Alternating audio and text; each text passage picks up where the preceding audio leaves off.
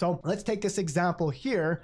Let's just say there's a skinny person and they want to be muscular, right? That's the main core result that they want, right? They want to go from skinny to muscular, okay? So that's the thing you need to realize, okay? So let's do another example, right? Let's just say someone has a bad marriage, okay? Well, what if they want a good marriage, right? So I'm just gonna put good marriage. So we need to get them from a bad marriage to a good marriage, right? So we need to find products that's going to get them from A to B, okay? So essentially, step 2 would be build a map, okay?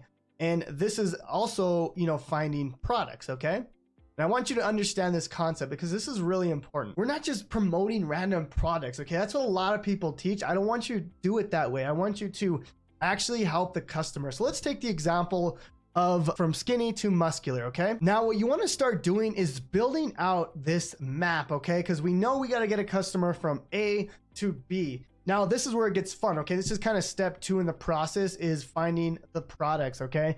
So you got to start thinking of all the things that's going to help them get from one result to the next result, okay? So just think about it logically, right? So obviously they're going to need the information, right? So maybe we can find a fitness course that teaches someone how to get muscular, right? So how do we find that, right?